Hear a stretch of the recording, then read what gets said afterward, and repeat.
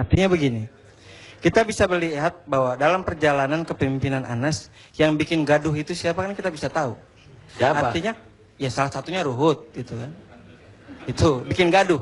Artinya di kepemimpinan manapun ketika ada ketua umum ya semua stafnya nurut apa kata pemimpin. Bukan kemudian seenaknya bicara tanpa tedeng aling-aling gitu.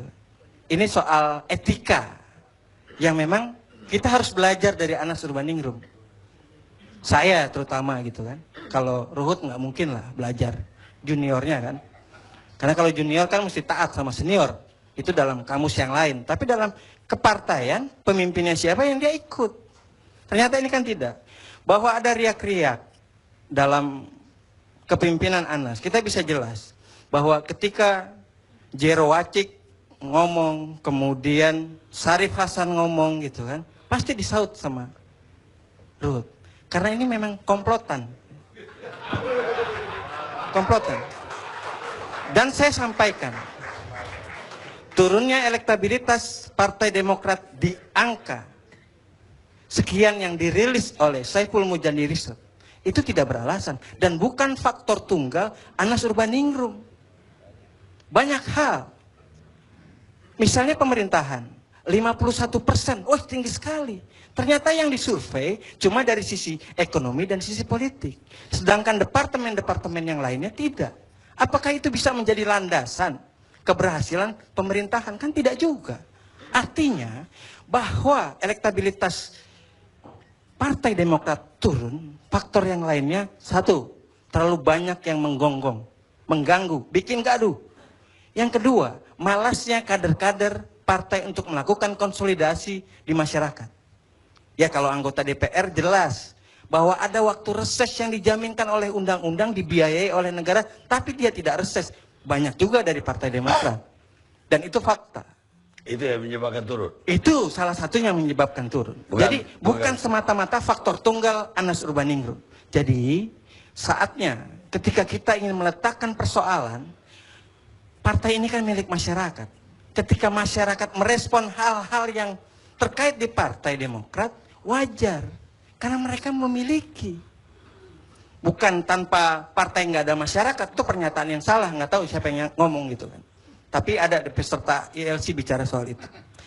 Yang ingin saya sampaikan juga, bahwa selama 2,5 tahun Anas memimpin dalam proses kepemimpinannya di Partai Demokrat, satu, memang banyak yang tidak suka dengan Anas karena memang Anas terlalu muda. Kemudian pemimpin partai terbesar, kedua ya cukup pintar orangnya gitu kan. Iri maksudnya. Iri, jelas iri. Terus selanjutnya adalah kita sadar bahwa di partai politik banyak yang suka dan tidak suka. Tapi ada yang memang menunjukkan ketidaksukaannya dengan melakukan kegiatan-kegiatan yang justru menikam keluarga sendiri. Contohnya Ketua Umum Anas Urbaningrum. Kenapa saya bilang Ketua Umum? Sampai saat ini belum ada surat pengunduran diri. Karena beliau berhenti, bukan mengundurkan diri. Anda sekarang masih sekretaris? Saya masih sekretaris Demokrat DKI. Ada nggak takut dipecat oleh Majelis Tinggi? Saya menjalankan konstitusi. Anas produk konstitusi. Saya bela konstitusi itu. Tapi sejauh partai tidak membutuhkan pemikiran dan tenaga, ya saya siap saja. Karena ruang demokrasi ini begitu luas. Apakah kemudian setelah saya atau ada semacam ya yang lainnya lah ya, saya dicopot atau segala macam, dunia nggak kiamat bang. Dunia nggak kiamat. Kita bisa melakukan aktivitas di masyarakat juga bisa. Kedua, kalau saya dicopot saya jadi tukang daging lagi di Pasar Klender bang. Saya tukang daging di Pasar Klender. Balik. Ya? Balik. Ya baliklah.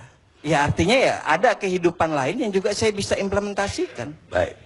Jadi sekarang ini kita meletakkan posisi dengan menyadarkan diri apa tugasnya dan siapa pelakunya kita sudah tahu semua. Bahwa Anas adalah sosok yang bersih, cerdas, santun di Partai Demokrat itu tidak terpungkiri. Itu Baik. fakta. Begitu. Tapi kalau Ruhut saya nggak tahu. Terima kasih. Tri, ada tambahan?